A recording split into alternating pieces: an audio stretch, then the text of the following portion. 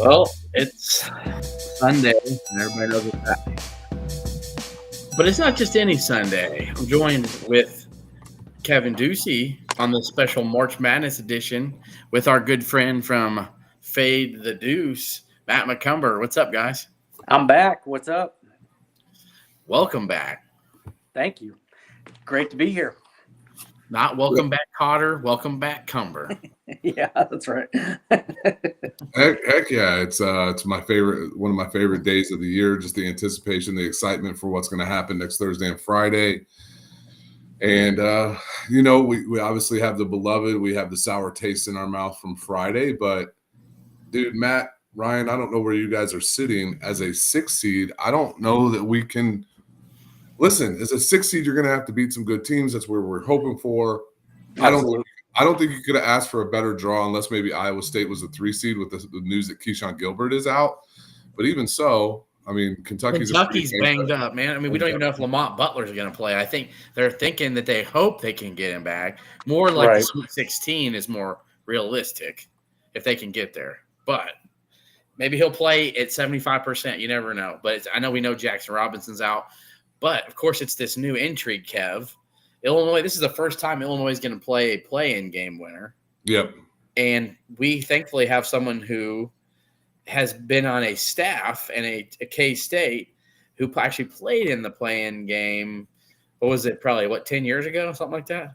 A little less, but yeah. Probably right at it. It would have been 2016. Okay, so 9 years ago on Bruce Weber's staff, Chester Frazier was on that staff, right? Correct. Yeah. Okay. And we opened up. We were in 11 playing Wake Forest and Danny Manning, and they had John Collins at center in Dayton. And if you're a high major and you're in that game, you're playing the late game that night. So the tip's not even until like 8:45, 9 p.m. Eastern, and you obviously play the game, and then you have to go back to the locker room. We fortunately won. And you go back to the locker room. The NCAA has to open up your locker room for 30 minutes. You got to sit there. You got to let all the reporters in and do all the thing. You got guys have to wait to shower. Then they shower. Coach Weber's doing post-game pressers and all that stuff.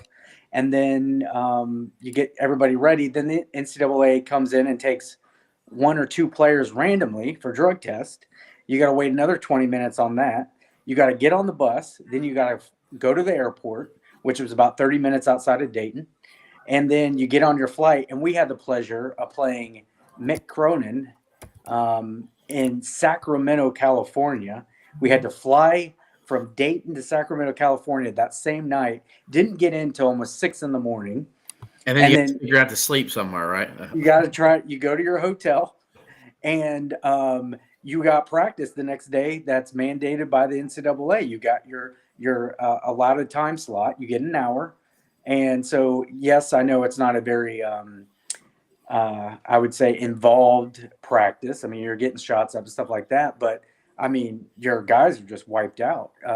So it's a crazy travel day, especially if you're in the first four. And I mean, I think Illinois has the advantage there, no doubt. I would think they'd have a con with just not getting the bugs out early. Butterflies, whoever is going to win, Xavier or Texas, is going to already got a game under their belt. They might try, start a little faster than Illinois, especially with a whole new roster of guys that haven't been there yet. So how did the rugged Mick Cronin Cincinnati team play? They beat our ass when we were at K. We hung in first half. They wore us down second half. We had no chance. I think we ended up losing by 12, 13, 14 points, something like that. It was a close game throughout the first half, but like I said, we had no legs in the second half. Just didn't have it, and it's tough going from the Eastern time zone to the Pacific time zone.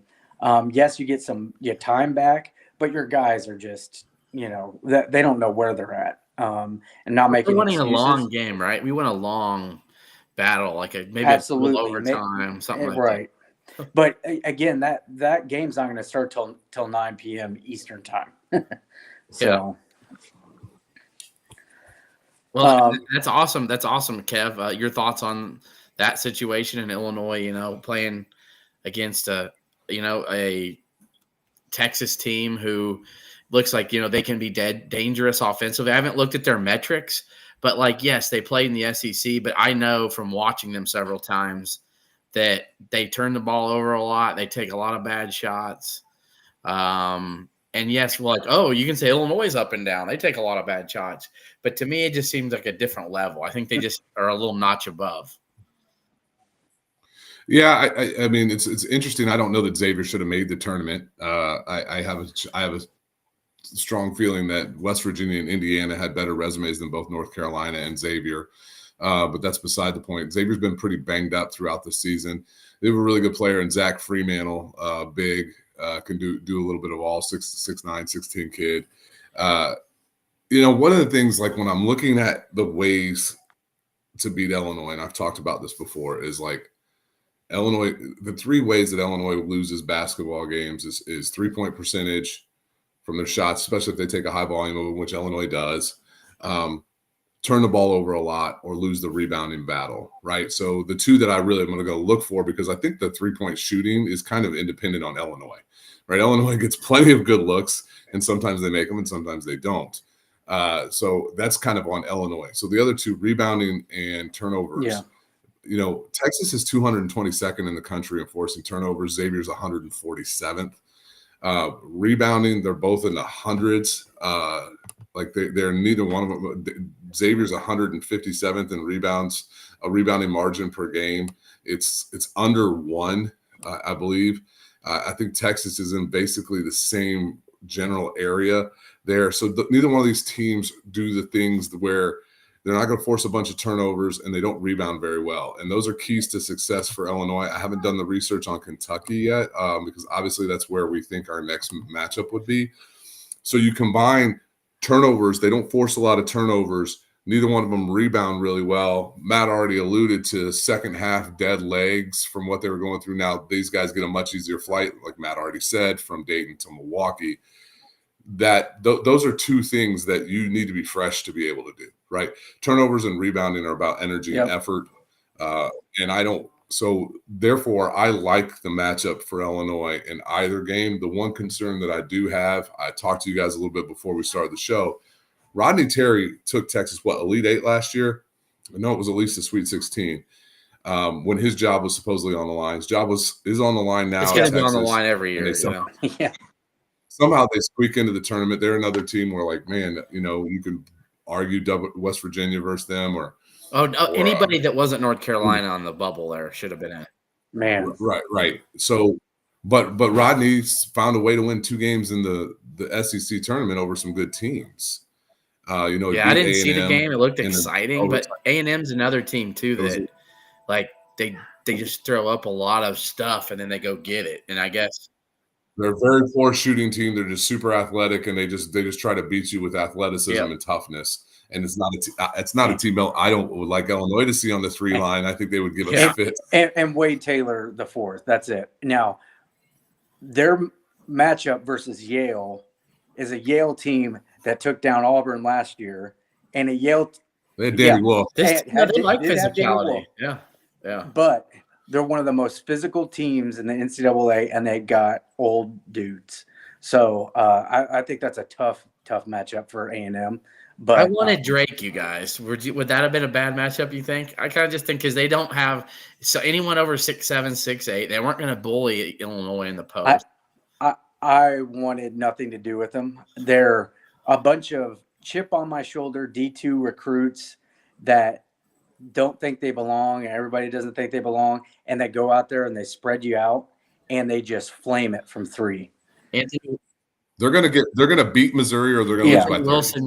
I mean, if they can dictate tempo against the Missouri team, they're going to win that game. Like if they've got they play one of the snails. They are the Tony Bennett, Bo Ryan style. Like they are cut from the cloth of the old school Wisconsin, Virginia teams that just want to grind the crap out of you. I think Illinois would do just fine with them. I really do. That's Trey Johnson from Texas, guys. Really good. Really now, good. He'll be top 5 pick. He's a walking bucket. He's going to be a top 5, maybe for sure top 10. I feel obviously lottery, but Illinois has 2 really good first-round draft picks as well. Yeah. The thing about Texas is if we get Texas, it's you let Trey Johnson get his and you just shut off the other guys. If Illinois allows them to do what they did to Maryland, you get everybody going, right?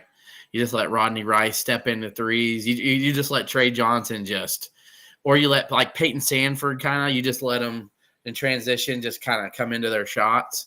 This could be a dangerous matchup if it's Texas. But I just find it really hard to believe after the way they played against Maryland that there won't be a chip on Illinois' shoulder and Brad Underwood and staff having these guys prepared for what win or go home means and having some pride, especially with Texas. If Texas beats Xavier, they're going to get that out of their system against Xavier. They're not going to come in against Illinois feeling like, oh, I got another chip on my shoulder. I got something to prove. They've already won an NCAA tournament game.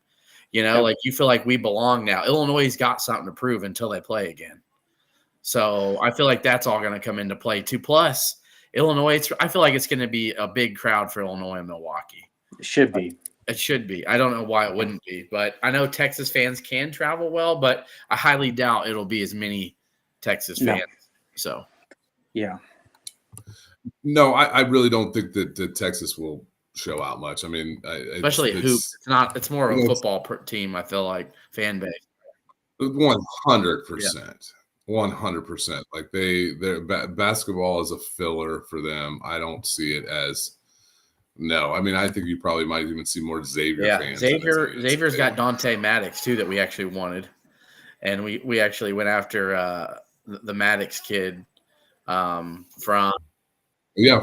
Toledo. Yeah. But I looked at their guys. Besides Fremantle, they have a kid. Is it Conwell from Indiana State last year, who was their best player? Yep. He had 37 points against Marquette in the Big East tournament. So he's going to be a guy that takes a lot of shots for them. Sean Miller's a darn good coach too. Yeah, absolutely. And Matt, when you were talking about that, how much prep did you guys have for UCLA coming out of that? Man, I mean, you did your best, but it's one of those things where you're downloading. I mean, but before you go, you've got the 4 teams that you could, the 2 teams and then the 4 teams you could potentially play. So you got all their video downloading and stuff. You got different assistants on each scout watching film, but you're not sleeping on the plane. You're not sleeping when you get to the hotel. You're going to shoot around and you're coming back to the hotel and you're watching more and more film and you're trying to prepare your guys with the top, maybe 5 to 10 sets that team has got. But, you have less than really 24 hours and then it's just, throw the ball out there and you got to play. And there's just not a lot of time for those first 4 teams. So Illinois in comparison, like Cincinnati for you guys when you guys played, Illinois will be in Milwaukee nice and early and ready. They'll get there leisurely. They'll just take their nice drive on the bus up to Milwaukee, check in and be ready to get their practice time. They'll have a good night's rest. They should, right? Yeah, so there's a huge difference. Huge. Scatterbrained, and you're like, I can't sleep on the flight. Oh, I got to the hotel. What time is it? Oh, we got to practice in a little bit. And you get less than a day to be like, hey, man, here's their best sets. Figure it out. Right. About to tip. And especially with the Mick Cronin team, I mean, they were junkyard dogs. I mean, really physical. And I was going to say that's also another aspect you tie into that is the way how Mick Cronin exactly. Defense, and right? It was like we just second half they shut our water off. We couldn't even score against them. And screw trying to get stops. I mean, we were trying to just get a bucket, and he just had tough dudes, and we just didn't have a chance. But really tough turnaround. Xavier 1-9. Quad 1 wins, and you got Texas sitting at 16-12 in the SEC. So interesting dynamic. Not saying, both teams obviously have players. Both teams could beat Illinois, no doubt about it. But to Kev and Ryan's point at the top of the show, I think if you're looking as a 6 seed, it's one of the better draws they could have gotten with Kentucky as a 3. That's the caveat. What Matt, when you see what happened to Illinois, let's say, the 2 games that they played this week. What's your assessment of what you saw, and then how does that frame up moving forward in the NCAA tournament with who they're going to play? So I liken Texas to Iowa in the fact of pace and ability to score. I don't think Texas plays any defense. I think it would be a first to 80 to 85 in that game. They've got the way they're not different than Iowa is they have a lot better athletes than Iowa does, and so these are SEC athletes that, I mean, if you don't guard them, they're gonna just absolutely kill you. So Illinois better show up and guard them, not like they did this weekend. More like they did against Michigan, more like they did against Purdue. They're going to have some toughness there. And I don't think anybody, I mean, they could, but I don't think anybody's going to start off a game 8-13 from the 3-point line like a Maryland did. But I liken Xavier to a little more. They're going to slow you down. They're going to be Sean Miller. Let's grind it out. A little bit kind of like a Mick Cronin Cincinnati team, to be quite honest. Maybe a little bit like his UCLA team now, but I think that's going to be a lot more of a, if you're going to turn the ball over and not make shots, Xavier can win that game. So I think for Illinois, both of you may agree, Illinois got to make shots. I mean, they do. I mean, you just can't be 4 for 25. You just can't from deep. Right. I don't know that that's Illinois, when they're shooting that bad though, Kev, has not had many good results though. They may have won a couple games, they can if they can win the rebounding, if they can win the glass, and you got to win the glass by a significant margin. And with Maryland and their athletes, you're not going to be able to do that. Yeah, they're too big. Texas doesn't really hit the glass all that well, and neither does Xavier. So that's where I think that it can buy you what cannot buy Illinois anything is when you lose the turnover. I said it. I said on the show last week, if they don't shoot the 3 well and they don't rebound well and they turn the ball over a lot, they're going to get smacked. And that's exactly what happened against Maryland. We might have won the rebounding margin, but we were losing for the entire game. And this is a team that's 6th in the NCAA in rebound margin. That should win the rebound margin in every single game. And we were like, it took till the second half before Maryland had a turnover, and we had 10, and then we didn't shoot well. So that's just the recipe for disaster. And I just go back to I don't think that 3-point shooting is based on what teams do to us. I think we just miss stupid or take stupid shots or just miss shots. It's just they're not. Yeah. I don't know. All right. So before we get down to some nitty gritty and some picks and all that fun stuff here in the next half hour, the Illinois' path to San Antonio. How does Illinois get to the Alamo? Well, it seems like it's a pretty good pathway if we could look at it. Let's say site wise, right? You get to. Oh, there's nothing better site wise. Could we have asked for better, Matt? No, I don't. I mean, it's likened to our 04-05 team where we did Indy to Chicago to St. Louis. Chicago. I mean, the triangle. We didn't. Yeah, we didn't have to get on a flight the entire NCAA tournament, and you got the ability to have all your fans at the games. So the path is and the matchups too, and the matchups is too. So let's and we'll have a little fun for a few minutes. We'll speak on terms of this. So neither team is going to scare you in the first round of Xavier, Texas on rebounding, right? Nobody's really got any post presence that's just going to push you around and get you in foul trouble. Like Shedrick from Texas is a former. We'll block some shots, but he's not going to be getting the ball in the post and just wearing out Tomislav and Merez. Ultimate athlete, though. Ultimate. Pushing. He won't be pushing Merez around. I can tell you that. But he will attack the glass. But my point is it's not what Illinois has seen with these double bigs that are just – you got to worry about Golden, and Golden got his against Illinois, in Ann Arbor. He did. We're okay with that though. Golden played really good in Ann Arbor. But then you see a couple other teams that, Illinois had to play this year, the dual double bigs against Michigan State, right? They were pretty successful against Illinois. You don't have to worry about that. 3-point shooting, I think Trey Johnson, if you look at his numbers, it's like he's got that Jamar Smith type of heater, right? Like once he gets going, he's going to keep making them. But he's had games like against Tennessee. He's also got a little bit of Will Riley in him, Ryan, where he can go for a half where you don't really hear from him. Like he'll be there, he'll go 1 of 5, 1 of 6, and then the second half he could have 22 points. I mean, I've watched him play. I've seen him play in person. I watched that Arkansas game. So, by the way, folks, Arkansas beat Texas both times they played them, in Austin and in Fayetteville. So I watched, because of course I was wanting Arkansas to continue to win to make Illinois' win be, look better, and their net. So I always was watching the Arkansas games. Arkansas let Trey Johnson go off and won the game because nobody else did anything. I really like it that, like, the last time SDR was really this present on our show, he said Illinois wasn't going to win another basketball game, and they won the next 3. So he's got Xavier beating us. So You think he's really?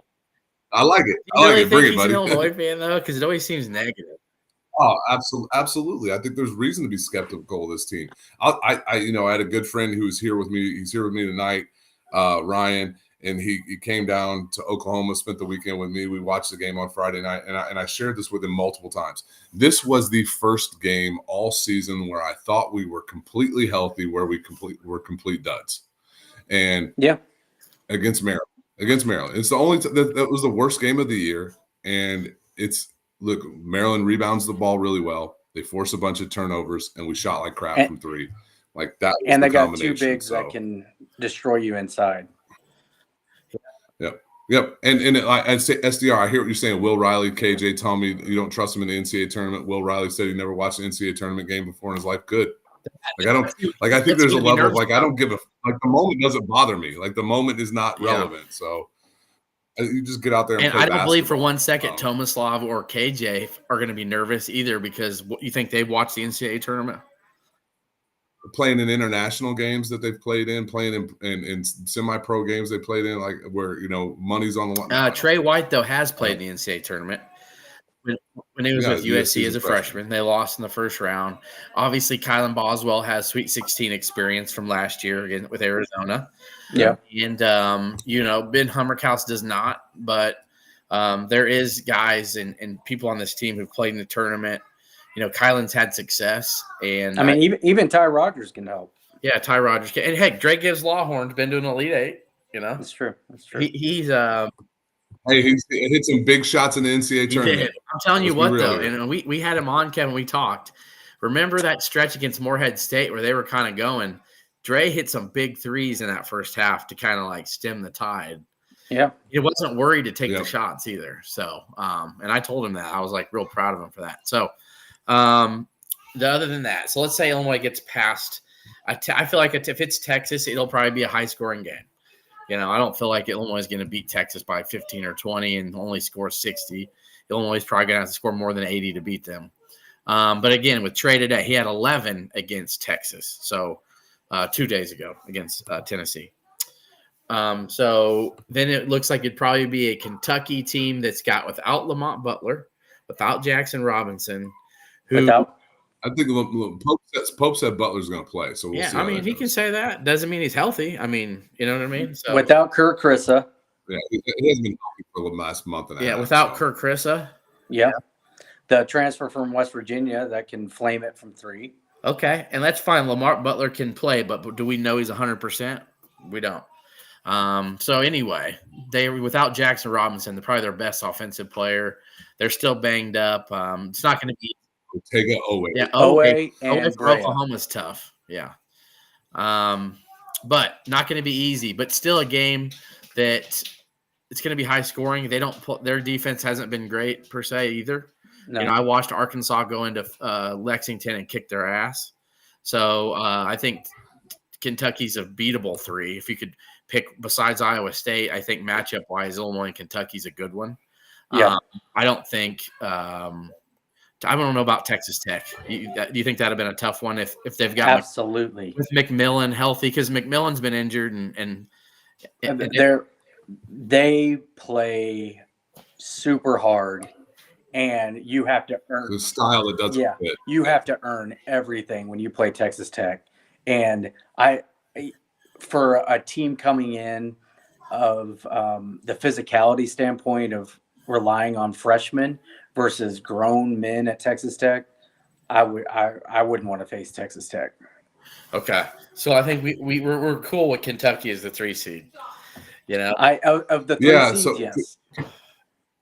Here's the thing: Kentucky is one of the worst teams in the country at forcing turnovers. It's like 10 a game, and then they got a +3 rebounding margin that puts them in the back half of towards the 100 level. And it goes back to my statement. Those are the two things I think when you roll the ball out, you're like, how are you going to beat Illinois?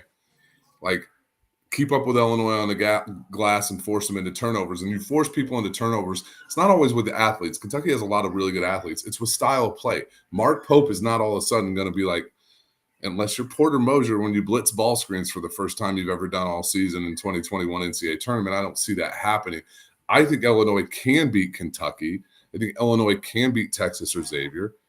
And I think Illinois can get to a Sweet 16. I also think that our season may end Friday. It's just, it could happen. I'm with everybody else here. I think this team still has a very high ceiling of where they can go. And I think the matchups are letting us get there. The guys just have to go out there and flat out execute. And if they can go flat out and execute, then you could see yourself playing in the second weekend against a Tennessee team that Illinois could have beat already this year. Are they going to play Tennessee? And I'm not the biggest like UCLA guy, and Utah State's pretty good, but UCLA could muck the game up enough for Tennessee that they could win that game. I mean, they could win that game. Matt, your thoughts there on potentially what could happen there? No, absolutely. I think Tennessee is a vulnerable team. I think they played well in the SEC tournament, but I think down the stretch, I haven't been overly impressed with them. They had to hit a half-court shot against who was it? Alabama to win at Tennessee about 2 weeks ago.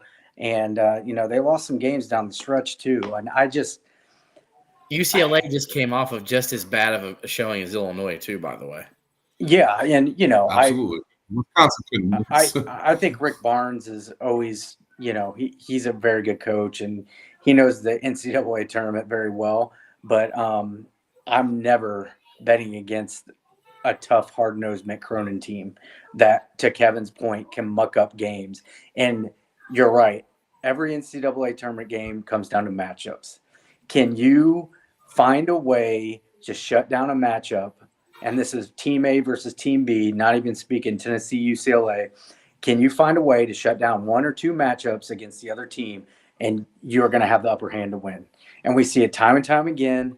The upsets withstanding, there are teams every year that find ways to muck up games or just hit shots, but it's just all a matchup game. Yeah, you see it with teams who speed teams up. I mean, I look at the FDU beating Purdue, right? They made the game a helter-skelter game, which shook them to a core that they couldn't deal with. You look at Wisconsin and Virginia in the years where they were able to either get sped up or slow teams down. Well, and even to my point earlier, Yale versus Auburn last year, it's the Ivy League way of playing a game, and you're just right. An Auburn team in the SEC is not used to playing Ivy League style basketball. It's just totally different, and so I know fans might not see it that way, but having coached it and having to scout against it, it's completely different. And that's why, like, Ryan, if you're looking at how to get to San Antonio, I think you also have to look at the top half of the bracket. And the top half of the bracket for me, there are some. Houston would be a nightmare for Illinois. Nightmare. I'm not going to run from that. We owe them, though, guys. Come on. We owe them. Yeah. They would give us a world of hurt. They would give us a technical. Come on. But who can deal with what they do? Gonzaga, and I know they're not that good this year, but that's I'm sorry. Graham EK in the post, Mark Few, and what's the other guy? Braden Huff and 33. They could possibly find ways to give Houston a game. How about this one? Sorry to talk over you, but Houston Gonzaga would be a top 10 Kim Palm game in the second round. Yeah. And then Purdue, they're gonna get Purdue would possibly exactly. Purdue would possibly get them in the Sweet 16. Houston. No, Purdue's losing the first round. You talk about matchups. High Point's going to beat them. Shout out Decatur native Alan Huss, who is High Point's head coach, who used to be at Lou Lumiere in Indiana, right? And he was at Decatur Christian here in Decatur. 15 years ago, he coached all kinds of D1 players like Lucas Steiger at Iowa State. He had Darrington went to New Mexico. Yeah, I remember him. Darrington Hobson went to New Mexico. They had a whole bunch of really good D1 players that went across the country and played. And they actually beat Lewis Jackson's Eisenhower team back. So, again, High Point could put the ball in the bucket. They could stretch you out. They're going to make Purdue. They're going to make Purdue feel awkward, and they're going to hit threes. I think that's one that I'm looking forward to. I think High Point. Alan Huss, Greg McDermott's #1 assistant at Creighton for years. Yeah, that's right. Yeah. Hey, by the way, SDR, how was Mark Pope's in-game coaching against Duquesne in the first round of the NCAA tournament? Illinois played them in the second. Yeah, I was thinking about that. This is 2 years in a row, guys, that Illinois could be playing Mark Pope's team in the second round. I think the NCAA just wanted that matchup, And I'm wearing my good luck hat, so it's all going to work out. Cheese it bowl, baby. So Illinois is in the Elite Eight, guys, right? They went through the gauntlet. They took out 3 SEC teams, as they do. Yeah, right. Because Illinois is the SEC killer this year. They've took out 2 already. They're going to be 5. They're going to need to take out probably 5 to get to Houston. And then to get to the Alamo, they got to get their revenge on Houston. And I don't no. Like I'll just say it. Illinois somehow, some way fights a way into an Elite Eight, and Houston is standing there. We tell Brad, congratulations on 2 Elite Eight in a row. You did a great job. Do we always have to run into a buzzsaw in the Elite Eight? Do we ever get a chance? Well, what did I tell you? Turnovers and rebounds. They force a shitload of turnovers. They're tougher than hell. They're going to force we're going to shoot 8% from 3. They're going to beat us by 20. That's a horrible matchup for Illinois. The thing about it is being the 6th seed on the bottom is we get a chance. They get multiple chances before you get there of them getting upset. Yeah. That's the goal here. And you think High Point's going to have a chance against Houston? No, I think Gonzaga. I'm going to keep coming back to it. Gonzaga. Okay. I would agree, guys. 5-12, though. Who's the 5? Isn't it Clemson? Clemson and McNeese State. A lot of people like McNeese State. Yeah. McNeese State's winning that game. Okay. No, they got my guy Scheffler. He's going to get 25 rebounds or whatever. Big or whatever his name is. I like Scheffler. I'm not sold on Clemson. I'm sorry. I just they beat a healthy Duke. I just keep going back to that. It was I think what's his name was sick. Their Cooper Flagg he had like the flu, and he still played. But either way, much like he did in Madison Square Garden earlier in the year, not against the Illini, but earlier versus Kansas or whoever they played, he slipped on the baseline to win the game again. And Clemson did pull it out. But I like McNeese there because I think they got athletes all over the court, and they can. Yeah, and Clemson's not. They're a little bit of a Brad Brunell has plotted. I know. A bit, right? Brad Brunell. Let me tell you something about Will Wade. He's made all those players a hell of an offer. Let me tell you. Wasn't that from the FBI tapes? Yes. Will Wade was like, yes, we're going to make that guy a hell of an offer. Yeah. Will Wade should be back at a high major within 2 weeks. He said he's not leaving McNeese tonight. They interviewed him on one of these brackets. Yeah, well, we'll see when the money talks. He said that unless he and Roy Williams said he couldn't give a shit about Carolina right now too. So let's come on. Yeah, that's why he's always at every game like praying like we just need one win. No, it was right after Syracuse beat him in the 04 champion, the 03 champion title game. He's like, I couldn't give a shit about the Carolina. Yeah, that's right. Okay. So, and Will Wade doesn't care about playing somewhere else. Will Wade should care about beating Clemson, and that's that. Matt, Matt, everybody's favorite child right now, and rightfully so, as a team not named Auburn or Duke to win the national championship, is the Florida Gators. I love them. Yeah, can you argue against that? Could a Maryland Florida matchup in the Sweets? Could Maryland give them trouble? Maryland can give them trouble because of guard play and inside presence, yes.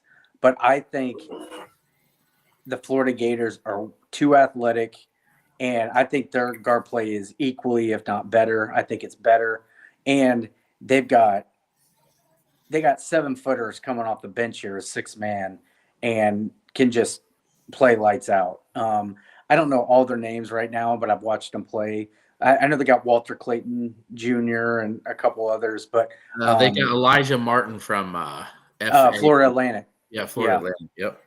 Yeah. And that big guy that broke his ankle last year in the SEC tournament, he's back. He's back, but yeah, I don't know. He's doing much. They've got a couple guys like Condon, and they got a couple dudes tryhards that just do all the dirty work. That's why I love them. I think they're in the Final Four this year. That's a pick for me. Todd Golden goes from possibly being arrested to should be national coach of the year potentially. And I was hearing that the administration threw Todd Golden under the bus about all that, and now they've kind of backed off, obviously, because they've been doing so well. That was really odd to have that many women though accuse you like just randomly. They're all unfounded, you know. But I'm saying I think the administration kind of leaked it. They held on to it, and then it kind of got out when they were trying to hold it in, and I think they didn't really care that it got out. Is what my point. And then he saw how then the administration saw how good they were. Yeah, and then it started turning around. Yeah. Yeah. So, and I kind of, if Ryan, if this goes back to your point earlier, like if you're looking for a section of the bracket where you're like the number one seed is on the most shaky ground, it's the Midwest. I mean, it's the Midwest. It's Houston, because Auburn and Duke and then Florida are. I think where we're sitting here is looking at what Matt said. I agree with Matt. If Cooper Flag is healthy, which I think will be fine. I think Duke could see some problems with Bama potentially down the road. I think Auburn could see some troubles with Creighton potentially. You know, I think that Kalkbrenner could cause some challenges for them. But their losers are 3 of their last 4. Yeah, I mean, I think a couple of those were a little bit like, who cares? We got our stuff wrapped up. But that's my point with this team.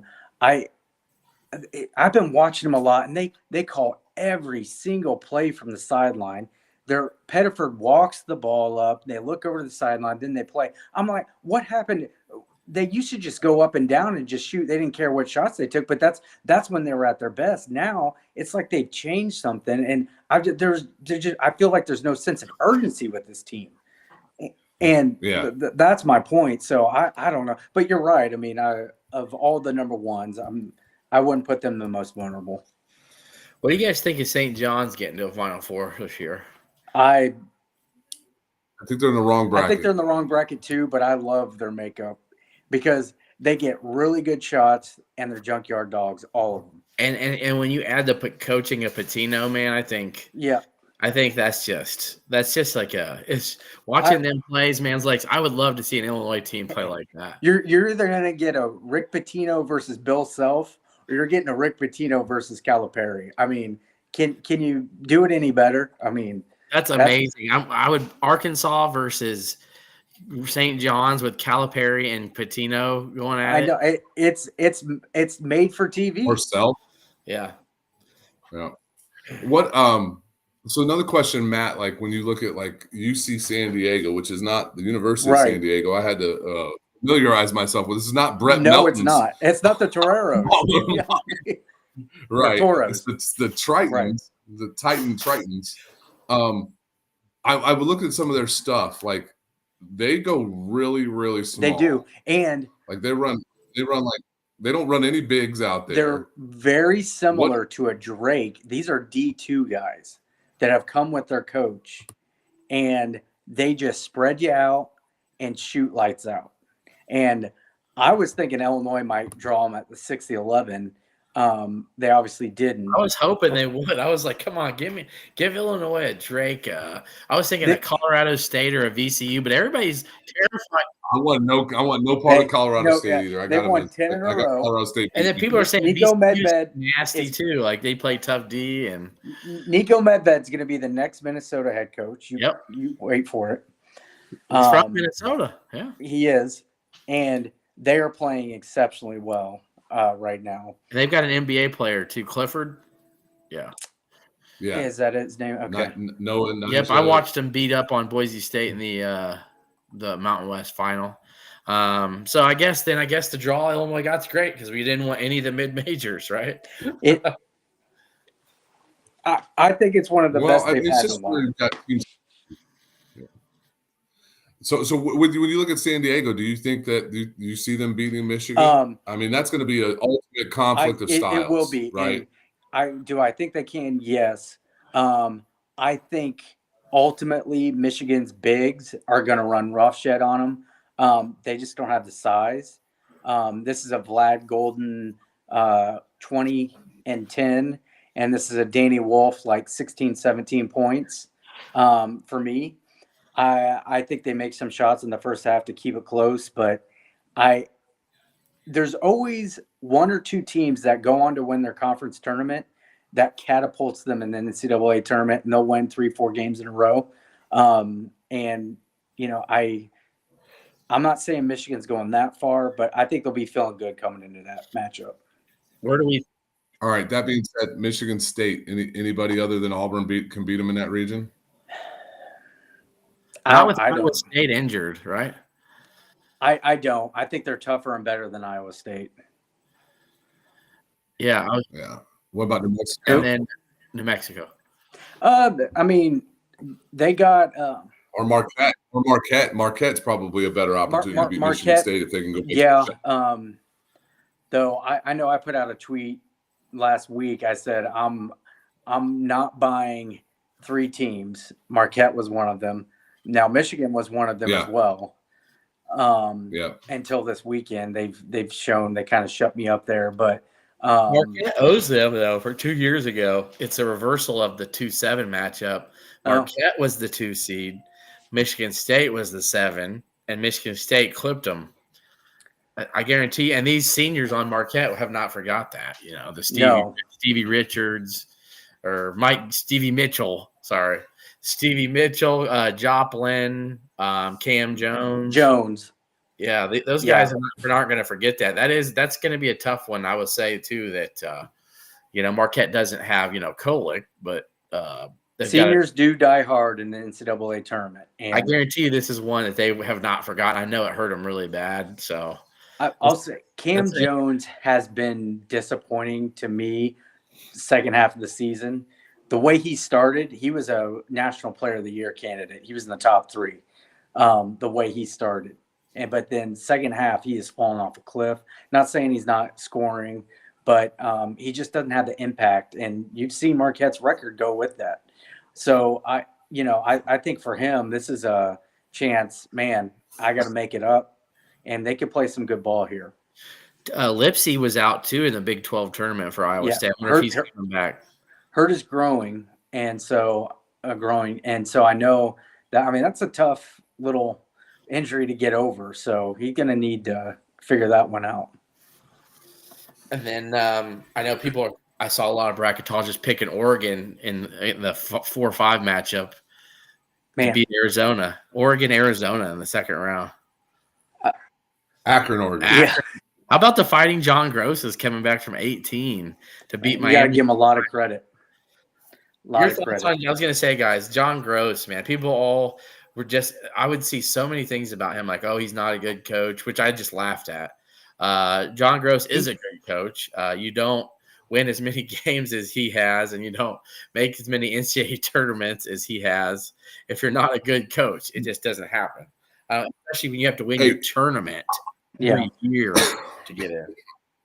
I want to share a game out there that like listen, every prognosticator, I'm with this as well, is saying like this is a team that can make a long run in the NCAA tournament, and we've seen it a lot of times. That team ends up losing in the first round.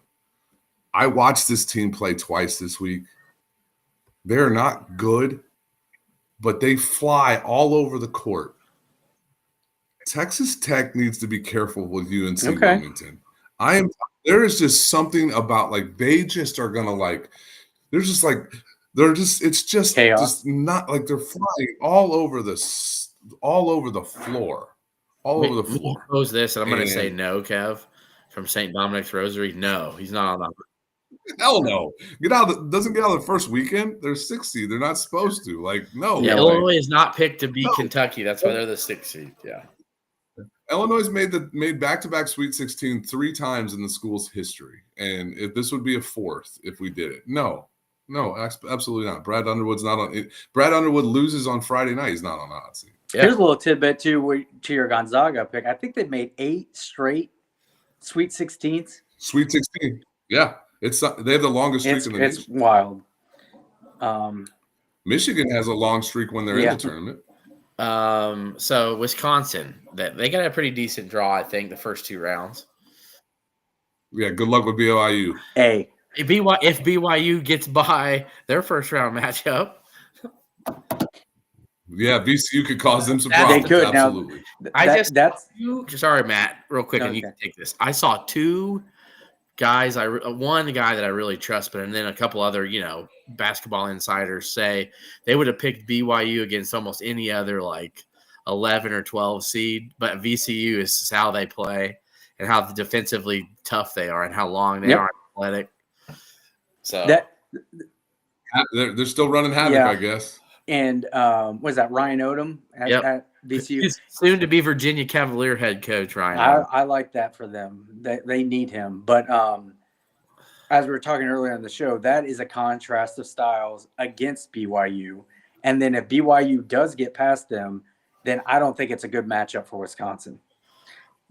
It's a complete opposite. Then they get the favor in that second round game versus Wisconsin.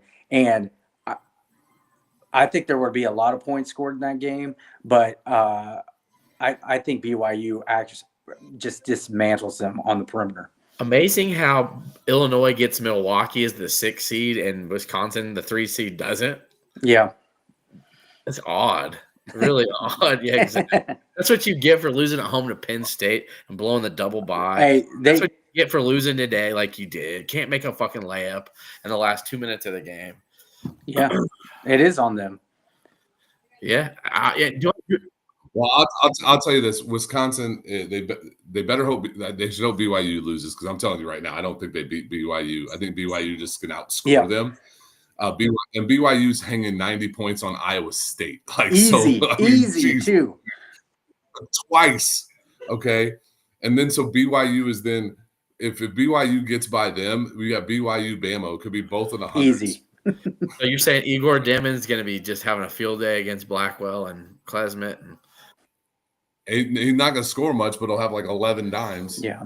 He might guard Tanji too. He's got some length and athleticism. I don't know what it is with Greg Gard, but I mean, you're up 11 with 13 minutes to go in the game and lose by 6. I mean, it's just a master class of coaching malpractice for them. And I don't know how to explain it other than, his guys missed some shots and stuff, but figure it out. It was just crazy to me. I think we've covered almost every Big Ten team. Let's see who we haven't talked about. Yeah, it's one of those things, Ryan. Like I have a weird feeling that could happen. Is like we might get to the second weekend with no Big Ten teams. Good. Wow, even Michigan State.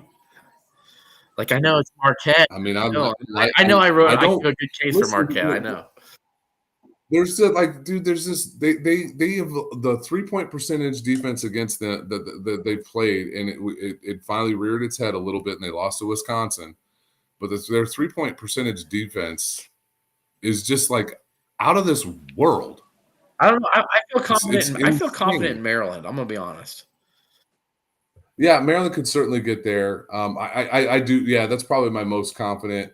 Grand Canyon, and then Colorado State, Memphis. I don't believe I'm not a buyer in Memphis. So yeah, I think Maryland I'll walk that back. I think Maryland. We'll have one or two. I think there's a very good chance we have zero. Yeah, and I think Oregon can give and battle Arizona and give them.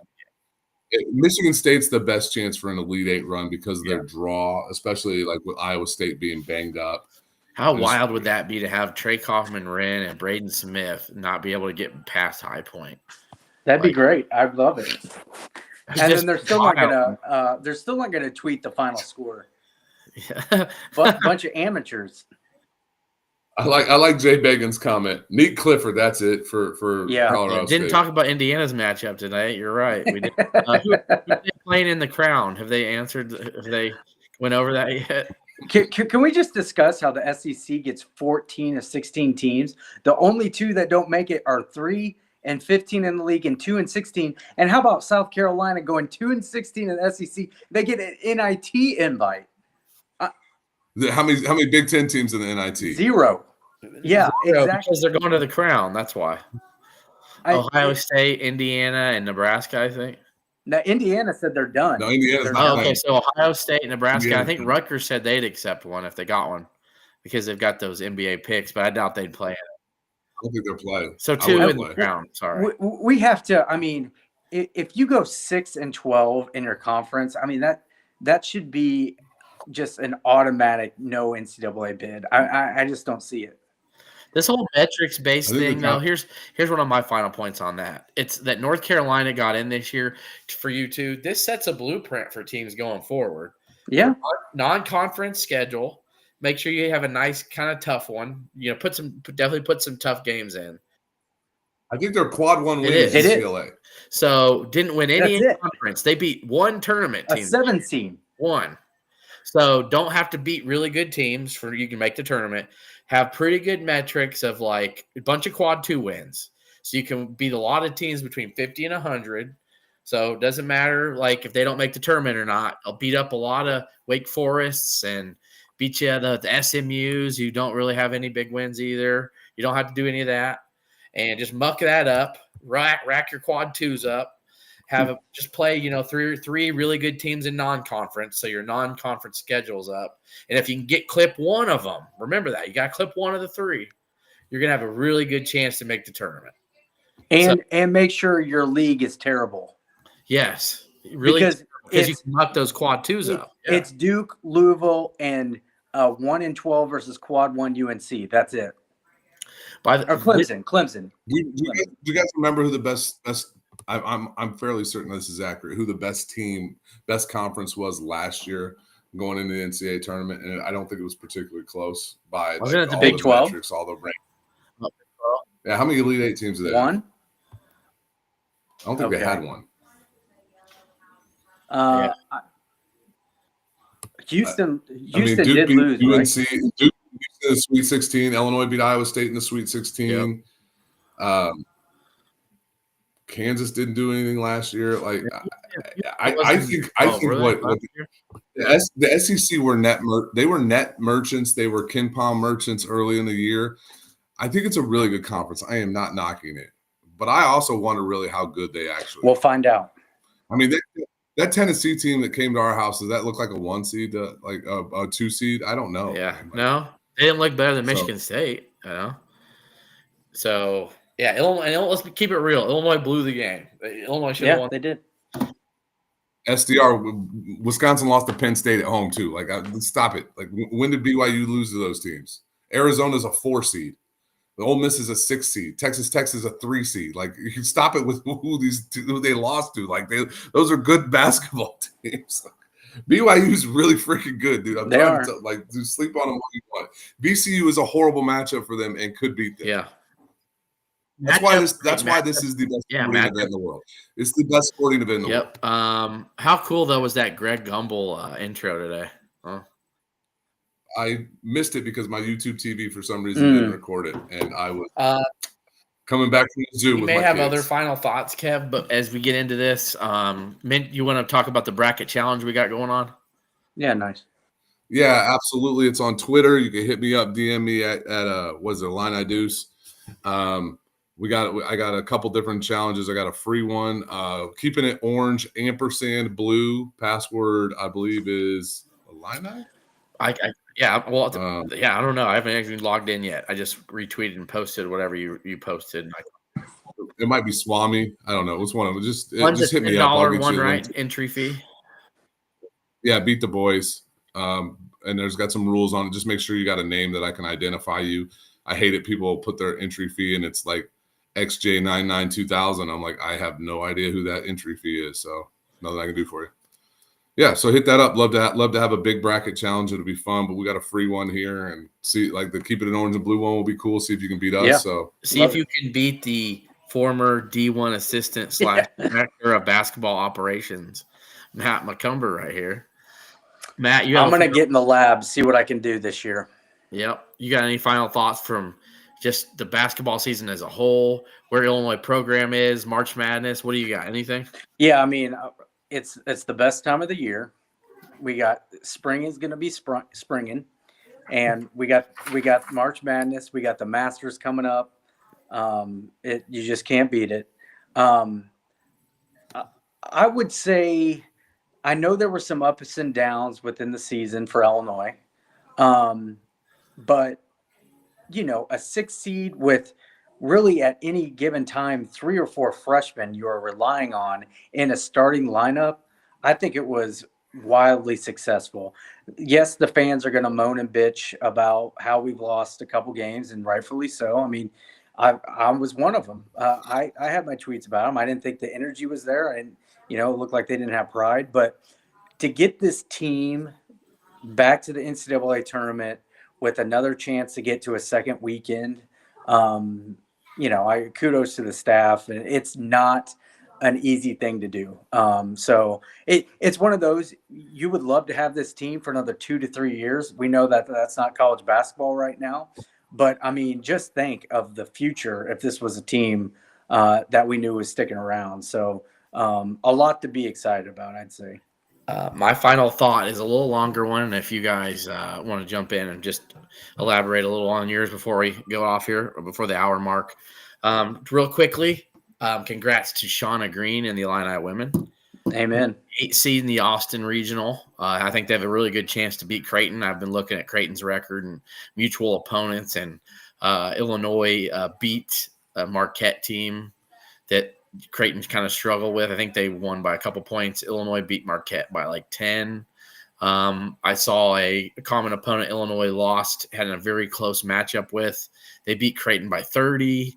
This is a team, Creighton, that lives and dies by the 3. So Illinois doesn't have to worry about being pounded inside which is where they're kind of weak. So this is a guard-oriented Creighton team.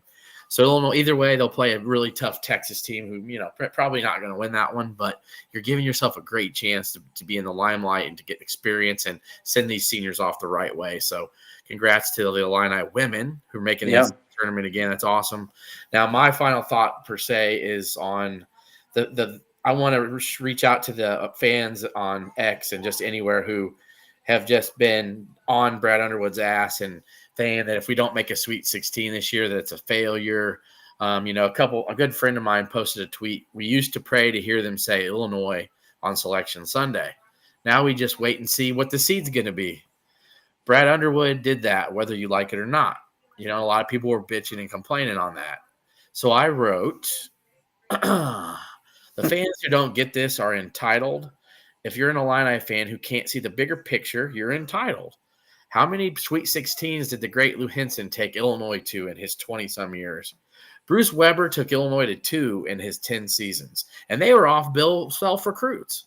Just bottom line, yes, even more. And Bruce Weber was a great coach, but only could get to that Sweet 16 twice. Brad Underwood has made Illinois more than just a winning team. He has turned this into a great program. Making a second weekend is realistic every year. This year is no different. Yeah. And with the culture and how it goes now, to think that Brad Underwood is just a great recruiter is just asinine. If you look at his record at Stephen F. Austin, Oklahoma, and Oklahoma State and Illinois, that record isn't just because he was a great recruiter. You can recruit your ass off and not win. So what Illinois has here. Sure, if you want to complain about his in-game adjustments from time to time, that's fair. That's fine. But to talk about him as a coach and how, Illinois could look to make a change, or we deserve better, we have a right to pitch and complain because we should always have more, right? Illinois is in a place every year, to make Sweet 16s. And by the way, still after this season, guys, 6 straight years, Illinois is still either tied or 1 game ahead of Purdue with the most Big Ten wins in the league. So where were we before Brad Underwood to where we are now? Give Brad another 10 years, and by the time he's 70, and I'm sure where he will rack up as all-time great Illinois coaches, it's going to be up there. But it just gets old to me that it's like, oh, Sweet 16, it's a failure. It's to have one of the youngest teams in the country, to be they were the second youngest, and they were seeded number 22, by the way. They were the second sixth seed. To have that young a talent and play that tough a schedule is a top 10 strength of schedule, everybody. Top 10 strength of schedule, and they won 21 games. Yes, there was a lot of blowouts and things that were ugly, but this program is not on the downtrodden, fellas. No. I'll let you one bit up on that point if I missed anything. No, not at all. Hey, you guys got any quick Final Four picks? Give me Duke. Give me Florida. Give me Auburn. And what region am I missing? Illinois. Give me Houston. Houston, right. Auburn, Duke. I want to say St. John's. What region is St. John's in? Yep, that'll be it. Yep. Okay. I'm gonna take Auburn. And even though I said it, they could lose in the first round. But if they don't, Gonzaga then. Run. Texas Tech. Okay. Duke. Tennessee. Like it. Okay. Illinois' road ends where? How about that, fellas? How about that? That's my question. Illinois' road ends where, Matt? Sweet 16. Kev? Sunday. Kentucky. I can see it. I mean, it definitely could happen. Yeah, I'll say Sweet 16 as well. I think Kentucky, and I want for everybody to know this. I don't think Kentucky's a pushover. Illinois is gonna have to battle their butts off to beat Texas / Xavier, and you got to make shots to beat Kentucky. So, there we go. All right, fellas. This was fun. Yeah, thanks for joining, Matt. We'll do it again. Of course, man. Great. Yeah. Thanks for having me. Yeah, and congrats on your new job and all that fun stuff. So, Thanks a lot. All right, swap me out.